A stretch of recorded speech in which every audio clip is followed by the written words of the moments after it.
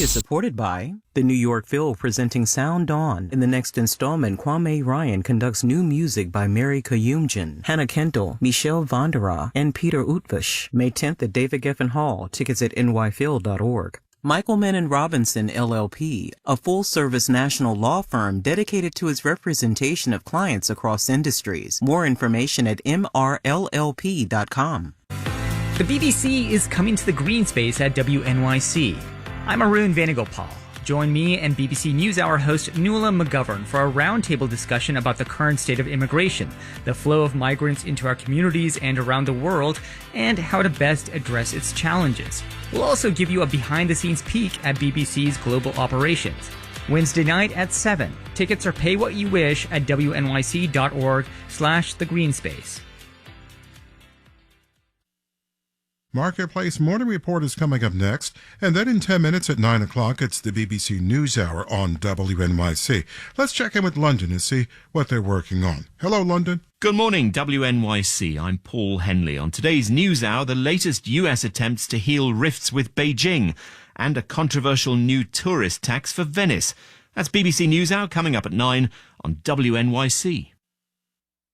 Morning, WNYC will bring you live coverage of oral arguments before the Supreme Court in Trump versus the United States. We'll begin at 9:30 with Brian Lehrer hosting a special preview. NPR's live coverage and the audio of the hearing follow that, preempting the Brian Lehrer show. So join us at 9:30. It starts right here on WNYC, or live stream it at WNYC.org. We have some sunshine now in the city, 45. Sunny, and we cool off to the mid-50s today with a light wind. And then tomorrow, sunny and 60. Saturday, just about the same, and almost like a heat wave coming on Sunday. It's 8:52.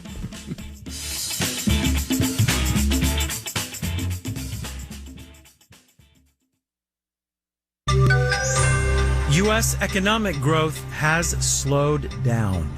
Marketplace Morning Report is supported by Schwab, helping people invest in ideas they believe in with Schwab investing themes, with more than 40 themes to choose from. More at schwab.com. And by C3 Generative AI, verified, traceable answers, secure, hallucination-free, LLM-agnostic, IP liability-free. Learn more at c3.ai. From Marketplace, I'm Sabri Benishore, in for David Brancaccio. According to the Bureau of Economic Analysis, the economy grew at an annual pace of 1.6% in the first quarter. That is well below the 2.6% analysts were expecting and far below the 3.4% growth rate in the previous quarter. Now, the EPA issued new rules that would force power plants to clean their emissions or shut down. But whether the rules will actually come into force, unclear. The Supreme Court recently struck down an earlier attempt. Marketplace's Nova Safo has the details. Power plants are a major source of carbon emissions, and the EPA says its new rules would eliminate the same amount of carbon from the air as would the removal of hundreds of millions of gasoline engine cars from the roads. Among the most significant changes are new emission standards for fossil fuel-fired power plants, requiring them to remove 90% of the planet-warming carbon dioxide they emit into the air. Most would have about 8 years to comply. The EPA made a point of stressing that it's not telling the power sector how to achieve these goals. For some existing coal-fired plants, this will likely mean shutting down. Some industry groups criticized the rules and promised a legal challenge, pointing to a Supreme Court decision 2 years ago that limited the EPA's ability to set standards, which could have industry-wide implications. I'm Nova Safo for Marketplace. The state of New Jersey is encouraging its residents to sue the state of New York. Not just encouraging, it's offering tax incentives to sue. This fight is about taxes, who pays them, to what state.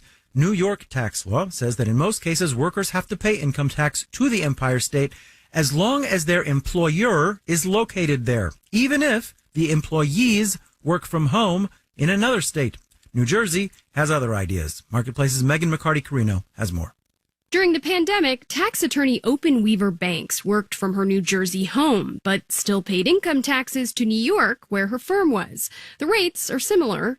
And I didn't think too much of it at the time. Now she's appealing her New York tax assessment, saying she had to work from home.